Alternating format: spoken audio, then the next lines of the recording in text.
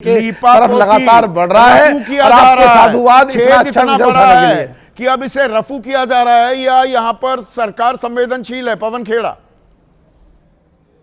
मुलाकात तो हुई है, मुलाकात चल भी रही है अभी इंडिगो के अधिकारियों से। मैं बात सुन रहा था,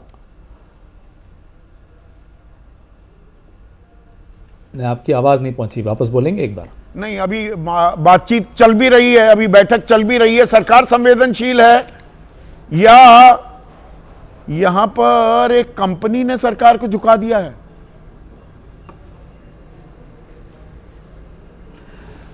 संदीप भाई, इंडिगो के बोर्ड पे सितंबर महीने से मोदी जी का सबसे प्रिय अफसर अमिताभ कांत है।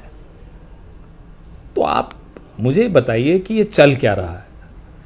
आपने कुछ कल खुलासा किया इलेक्टोरल बॉन्ड्स का, तो कंपनी जो 3 कंपनियां हैं इंटरग्लोब के नाम से, उन्होंने 36 करोड़ और 20 करोड़ खुद भाटिया जी ने इलेक्टोरल बॉन्ड्स बीजेपी को ही दिए। लगभग सारे इन कैश बीजेपी ने किए, 90% से ऊपर। तो उसके बाद आपको क्या लगता है कि जो आत्मविश्वास इस कंपनी में आया, मालूम था कि ये गाइडलाइंस लागू होने का समय आ रहा है, फिर भी उन्हें भरोसा था कि ये सरकार घुटनों पर आएगी। और इस दौरान जो हम सबको सुविधा हुई, निजी तौर पे मुझे भी हुई, आप सबको, आप एयरपोर्ट्स की हालत देखेंगे तो हैरानी होती कि भारत के एयरपोर्ट्स की ये हालत हो गई। ये सब होने दिया सरकार ने। मोदी जी के प्रिय अफसर बोर्ड पे हैं, ये फिर भी चलता रहा और वही हुआ जो इंडिगो चाहता था।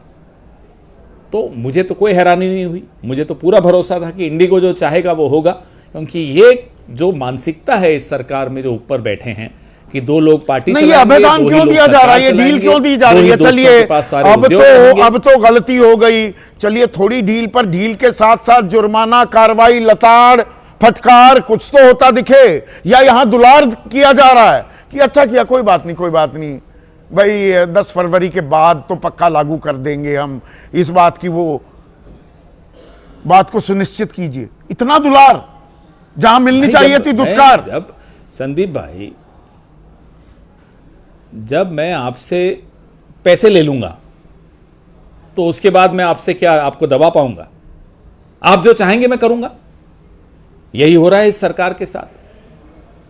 जिनसे आप पैसे ले लेते हो, जो हमें मालूम है वो अभी तो उस पैसे की बात कर, हमें नहीं मालूम और क्या क्या हुआ होगा, तो उसके बाद आप क्यों उम्मीद रखते हैं कि नहीं, राम मोहन नायडू कह रहे हैं कि एक जांच समिति बनाई है, आप पर है, और मामले की जांच होगी, कहां गलती हुई, किसने गलती की, जांच समिति बनाई गई है, इस पर आपको भरोसा है? जांच करते रहिए, आपको तो मालूम है फिर क्या जांच कमेटी होगी और क्या उसकी रिपोर्ट होगी। कैसे भरोसा करेंगे जब सब कुछ आपके सामने हो रहा है और आप जांच कमेटी बना रहे हैं, बैठा रहे हैं? नहीं, नितिन यादव जो अध्यक्ष हैं काउंसिल ऑफ एविएशन के, वो कह रहे हैं ये बड़ी साजिश है, सीबीआई जांच होनी चाहिए। काउंसिल ऑफ एविएशन के अध्यक्ष कह रहे हैं, मैं नहीं कह रहा हूं। अब ये तो मुझे नहीं मालूम कि किसकी, हाँ तो वो मुझे नहीं मालूम किसकी जांच होनी चाहिए, किसकी नहीं। जो सामने दिख रहा है वो आपके सामने है। अभी जो सामने दिख रहा है उसमें तो सरकार सीधे सीधे जिम्मेदार है। अब कौन जिम्मेदारी लेगा? बेचारे नायडू जी लेंगे, उनके हाथ में क्या है? या ऊपर किसी पर आप उंगली उठा सकते हैं? इकबाल नहीं, आम आदमी को जो दर्द दिया, जो परेशानी दी, सकता है, जो जिल्लत उठानी पड़ी आम आदमी को, उसका हर्जाना कौन देगा? यह सवाल कोई नहीं पूछ रहा। हर्जाना नहीं देना चाहिए क्या? पूछिए आप सरकार से, बिल्कुल देना चाहिए साहब। और लोगों ने सफर किया है, मरीज भी हैं, छोटे छोटे बच्चे हैं, बच्चियां हैं, शादी पे जाना है, सबकी डेडलाइंस होती हैं। बस रिफंड कर दिया पैसा, उससे बात खत्म हो जाती है। जो मेरे कोई जिम्मेदारी नहीं, 36 घंटे 48 घंटे खराब हो गए, या मेरा सामान वो जाना था दिल्ली पहुंच गया मुंबई, या मेरे होटल की बुकिंग जो कैंसिल हो गई, या जिस होटल में मुझे जाकर रहना पड़ा, या जो मैंने रिफ्रेशमेंट खाई, क्योंकि सुनने को तो तैयार नहीं, जो हेल्पलाइन भी लगाई है वो रिस्पॉन्ड नहीं कर रही, कोई जवाब ही नहीं दे रहा, इसकी भरपाई कौन करेगा? नहीं, बिल्कुल ठीक कह रहे हैं आप, बिल्कुल यही हो रहा है। और सिर्फ एक प्राइवेट कंपनी के किसी स्टाफ के लिए ऊपर जिम्मेदारी डाल देना, मुझे नहीं लगता कि वो अपने आप में कोई भरपाई है।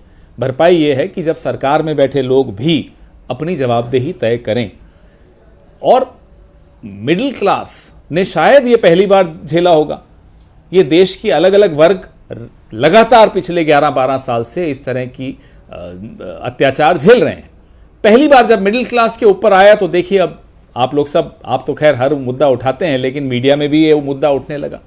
ये अच्छी बात है। 10,000 रुपए का ये हर वर्ग के खिलाफ काम हो रहा है, साबित हो रही है। ये एबीपी न्यूज की तरफ से सीधा सवाल की तरफ से हम सरकार का ध्यान आकर्षण कर रहे हैं। 10,000 रुपए कम से कम हर यात्री को मिलने चाहिए जिसने परेशानी झेली।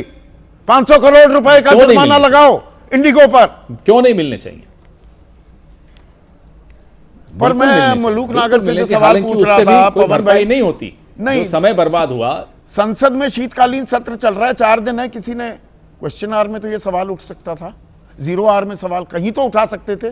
कोई गूंज नहीं सुनाई। हमारे यहाँ हमारे सांसदों ने मोशन भी मूव की और बिल्कुल इसकी गूंज लगातार सुनाई दी। हम सब ने बाहर भी बोला, अंदर भी बोला। 2 दिन से लगातार हम कांग्रेस पार्टी की तरफ से लगातार प्रेस कॉन्फ्रेंस करके मुद्दा उठा रहे हैं। ऐसा नहीं है कि इस मुद्दे पर हमारा ध्यान नहीं है, पूरी तरह से ये मुद्दा उठाया क्योंकि ये सबसे जुड़ा हुआ मुद्दा है। तो आपका ध्यान है, बहुत बहुत शुक्रिया।